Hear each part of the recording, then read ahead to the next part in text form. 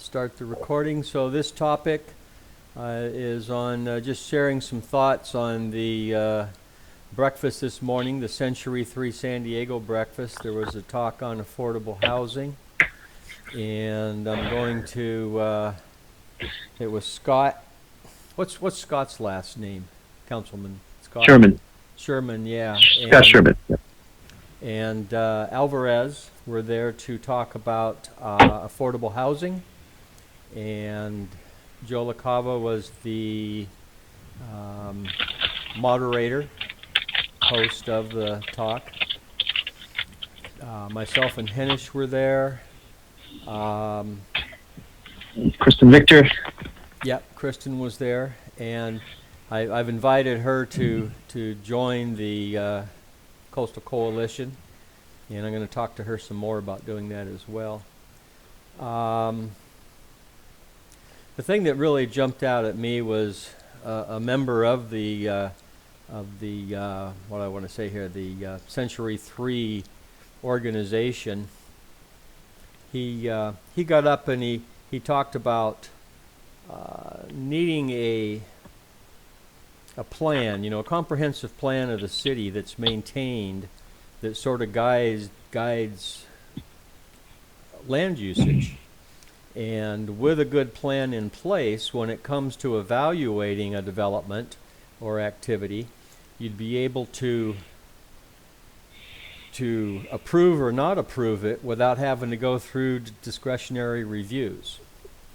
And what really caught me was Scott's response in that, well, that's all good, but we only have 4 years to solve this problem. And I thought that was a little short-sighted and maybe even egotistical, and that this problem's only going to be solved on his watch or the current councilman's watch. I sort of see them as guardians of the city for the next generations to come.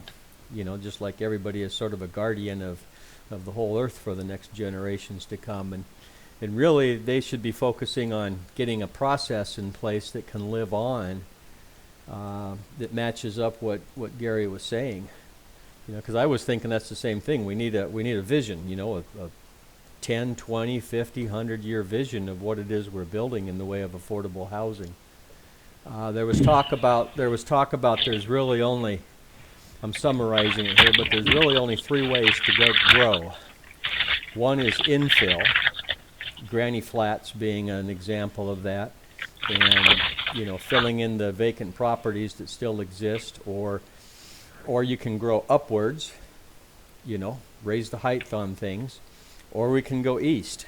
Can't really go west, can't go south across the border, and if you go north, it's all filling up as well. So it's really infill, up, or east, and east presents several problems with the fire hazards that are out there. What takeaways did you have from the talk, Hennish? Honestly, they don't. My opinion is they don't really give any good information, right? I mean, they didn't even give me anything to make me feel good about what they're doing. I asked for concrete examples. They couldn't give any. They had opportunities to share concrete steps they're taking to move the needle a little bit. They didn't give any. So recently when they passed those loosened restrictions on accessory dwelling units, yeah, that was a step in the right direction. But I don't think it's enough. I mean, if they're really trying to change the quantity of affordable housing, bigger steps need to be taken. Give us more latitude with changing zoning. Give us more opportunity to change those parking restrictions, like they said. But we need something concrete. I mean, it's odd that they talk about different departments in the city as if they're different organizations, when they're not. It's the same organization, just under the same umbrella. So why don't they work better with planning? Why does it seem like we have to have an adversarial relationship with them when they should all be serving the same goal? And I know Chris and I and Brian and Kristen, when we're talking about this, Kristen's approach to say we need to educate the planning department better made a lot of sense to me, because maybe they don't know what the alternatives are or don't have all of the options available to them to do the critical thinking necessary to make the changes needed so we can accommodate affordable housing or adjust parking restrictions or parking requirements, so we can start moving the needle a little bit. Yeah, do you remember? That was my take. Yeah, do you remember some of the numbers? I heard 47% of the cost of housing is due to regulations. Yeah. And I don't remember the name of the program, but it sounded like the program where you can build your development, but you gotta mitigate it with some low income house or some affordable housing, and you can do that by building affordable housing in another area to count for that. It's roughly the affordable expedite program, something like that. Does that sound right, Chris? Well, if some you kind of expedite program. Housing, I think that's one method to get your project expedited through the ranks. But yeah, I think go ahead. The other thing is that every project that's larger than a certain number of units has to provide affordable housing. But my knowledge of it is that it's easier for the builder just to pay the in lieu fee than to actually provide it in their building, and then that money goes back to the city to theoretically build it somewhere else. Which I don't really. That's the term they used, was the in lieu fee, and I just didn't make it out there sitting in the back of the room, but that's what they were talking about. And that's part of regulation and meeting your parking requirements. Putting up your money that goes towards infrastructure, whether it be parks or schools or other things.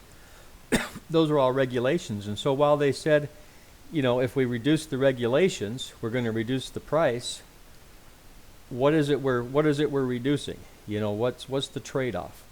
Are we going to allow building units without as much parking as the regulations require? Are we going to build them without money going to infrastructure or parks? And so I'm with Henish on that point, in that it's a lot of nice words, but you got to get a level deeper to really see solutions. It was mentioned that, well, first off, Joe started off by asking the group, is there anybody that disagrees we don't have a housing crisis? And I thought about raising my hand and saying I disagree, because in a way it's not a housing crisis. What we have is a lot of people who can't afford to buy houses at the price that they're costing. We have more people, being born and living longer than we have land to build houses in areas where people would prefer to live. You can go out to Kansas City and they're just rolling out new projects across the prairie at fairly reasonable prices. People don't want to live there. Our economy is such that more people are making less money than the price of housing. So there's these differences in the system. It's a housing crisis. So we have a people crisis, not a housing crisis? It depends how you want to play the story. And I've been listening recently to some talks on fake news, and there was one talker on the mouth on the radio, I won't name it, that said, it's not that the fact isn't true or not, or doesn't exist. It's the way we're playing the facts. Is it a people crisis? Is it a income crisis? Is it a housing crisis? How do we want to play it, and how do we want to look at it? If you're a developer and you can make money building developments, it's all the better for you to call it a housing crisis. So that caught me also, that it's how we look at that. And that's where I agreed with what Gary was saying, and I wish I'd have caught his last name. We need a plan, we need a vision. We need to say, what's San Diego going to look like in 2120, 100 years from now? Are we going to have higher buildings along the main train corridors? Are we going to have those kind of tracks? What do we think it's going to be? What's it going to be in 20 years, 50 years? Where are we going to develop? Are we going to get rid of backyards? And I talked with somebody about that after the thing today. I said, so if we're going to allow more granny flats and make it easier to get the permits for that, are we basically saying San Diego will not have backyards? And the response was, well, that's going to be an individual owner's decision. And to me, well, over 50 years, somebody, especially these house flippers and developers, are going to slowly, one by one, develop the properties, buy them, do the granny flat, sell them back out for more value. You know, look at Pacific Beach. You know, unless there's land use that says you can't do it, such as the neighborhood you and I live in, Chris, you know, where you got single family housing only, everything has condos in the backyard, you know, or I should say duplexes. Well, look at our neighborhood. We got granny flats popping up everywhere. You know? Yeah. So pretty soon, so is that what we're saying as a city? We will not have backyards? And if you do want to have a community where you have a front yard and a backyard where the kids play in a swing set, sounds a little bit 50-ish in style there, but if that's what you want, that sort of goes against the infill solution to the so-called housing crisis. So I really think that we need somebody that steps up and helps guide a vision of what we're trying to create into the future.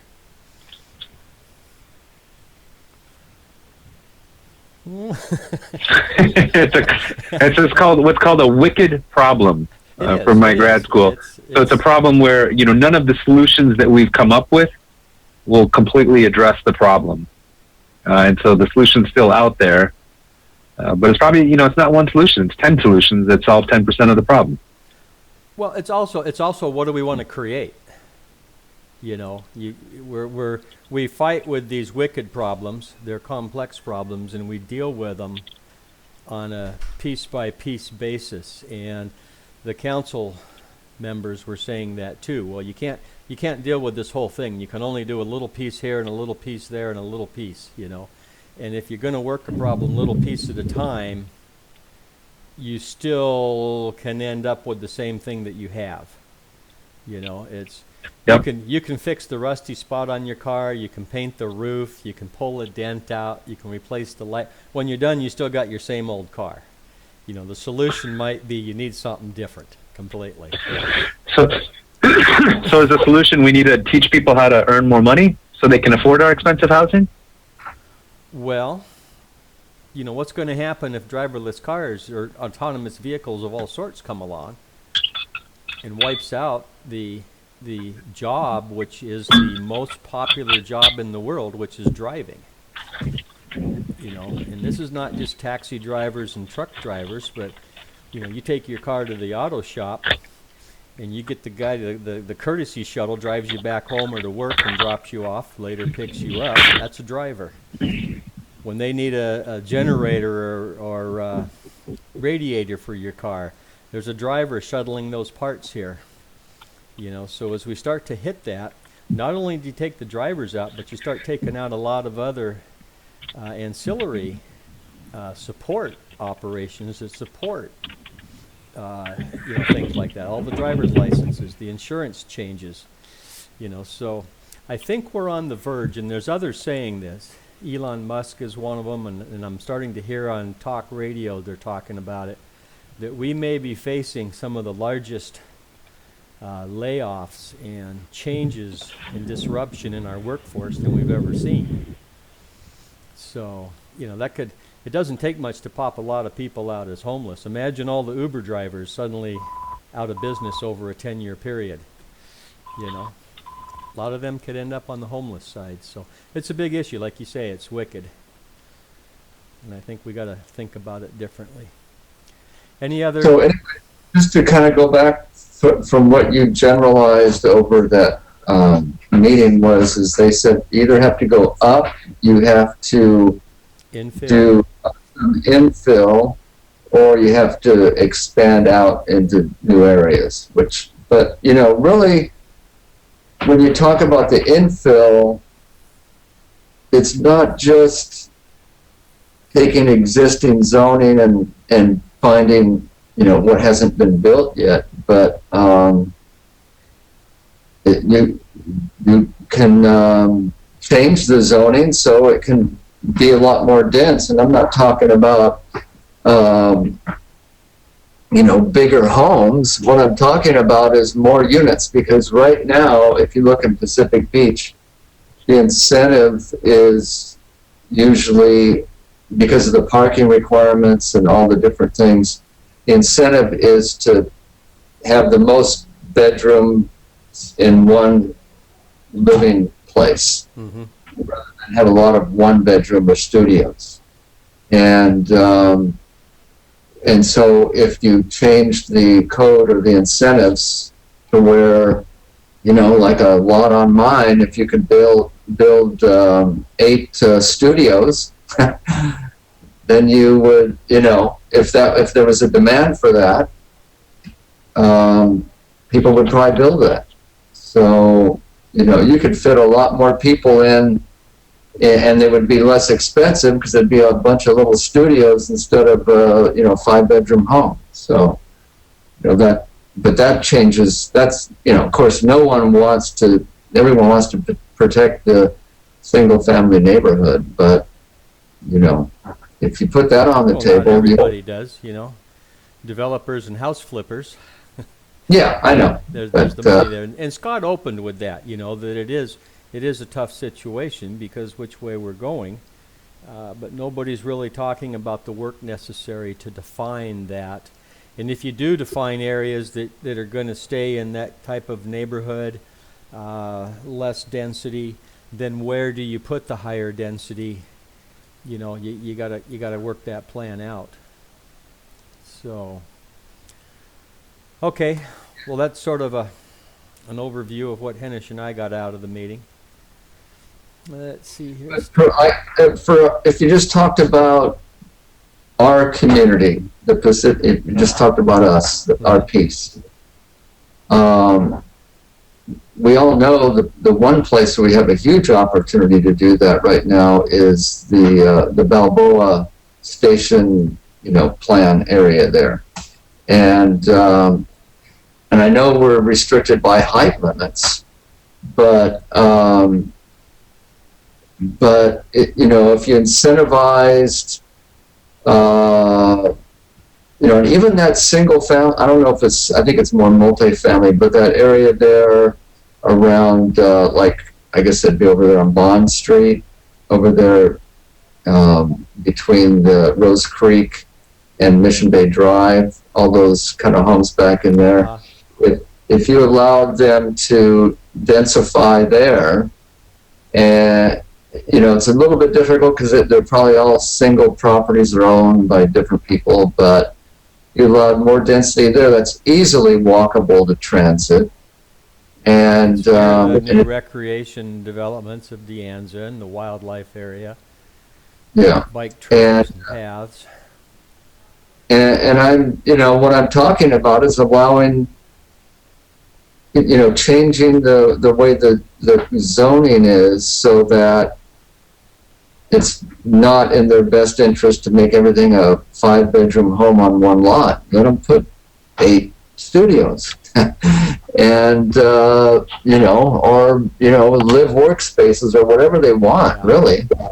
Well, see, that's where it takes though a city vision, right? Because you and I are probably willing to throw this area to the developers, but I haven't talked to people that live there or live around it to get their perspective on it, and that's what we have to work through. We got to have there's some hard conversations. And it's going to be up to the city or some sort of a consulting group working with city to help guide that type of a vision forward. And then you come along and, there's talk going on along at the Claremont, where the Claremont, what I want to say here, the trolley stop is going to be. There's a lot of talk now happening here in this area. And we talked about this in another meeting we had. This whole area here they're talking, and I'm hearing talk of 90 foot in that area. I was to an Old Town Planning Group meeting, and they were talking about the area where the restaurant is. Is that here? Oh, yeah. Yeah, Perry's Cafe. Perry's Cafe. They had another spot, higher density, and then there was mention by somebody of some similar thinking going on over in the Midway area. I don't know exactly where on that, but all this stuff needs to get gelled together, and I think get the community talking about it as well. And I always, with all these problems, I hate to, put it on someone else, but I always push it back to leadership from the mayor. mm-hmm. If we had if we had someone that was willing to step up with great leadership, and also council members, but it takes like a coalition of council members to do it. But the mayor can do a lot. Yeah, I think an organization like Century 3 San Diego and the sustainability, and I don't have the name. What's the full name of Kristen's? You mean Sustainability Matters? Yeah, Sustainability Matters. Organizations like that have some resources to get involved and help coach and push the city leaders, our elected officials, forward and in the right direction. So, we need to work with both areas. And I was asking today, exactly how does the Century 3 San Diego function, and they pretty much function through the board members, so we just, I know Joe watches some of this stuff. We'll see. He'll probably watch this video, and if you do, Joe, and you get to this part of it, well, we're counting on you. Bring these issues to the rest of the board, and invite us in if you want, and we'll see what we can do to try to get a city vision process in place. Any last comments on this topic? I was talking to Brian about that zoning over there, or that's the area over there. The key thing you mentioned is, all you have to do is make it a special economic zone or a transit-oriented development zone, and allow additional uses or higher density uses or more residential uses that attract people to want to sell their properties and attract buyers to want to buy it and redevelop it based on the highest and best use of that land under the new zoning, right? And ideally, that would help. But yeah, and I've heard other people say, it's not my original idea, but I've heard that maybe that could be like an East PB downtown, right? I mean, another whole central area, instead of just the West PB that we've got west of Faneuil effectively, and partially west of Ingram, where you could make it a more central area, not just a place for car dealerships for the one time every 5 years that someone buys a car. Yeah, when Sandag made that presentation at the PB Library, the planning group meeting, and with the consultant there with them and the little video clips they had on what it would look like, Ambrose and Brian and I think a few others talked about the need to break down to not work in silos. The De Anza redevelopment people have to work with the Rewild Mission Beach people, Mission Bay people, and the development of that area people, and Sandag, and the folks working the trolley coaster, and they got to work together, but they all got their due dates to get their one project done, so it doesn't happen as much as you need. And now I forgot where I was going with the point, but I brought up that you need that vision. Oh, I know what it was. I said, if the dealerships. If we did what everybody else talked about should be done, we could actually have something that looks like your little video. Because without it, that neighborhood's not gonna look like that really nice, developed, new, modern, perfect world. It just won't happen. And that's exactly what we've been talking about here for the last 10 minutes or so. Mm-hmm. Okay, well, I'm going to, we got 24 minutes on this topic, so I'll end this recording and we'll go to the next.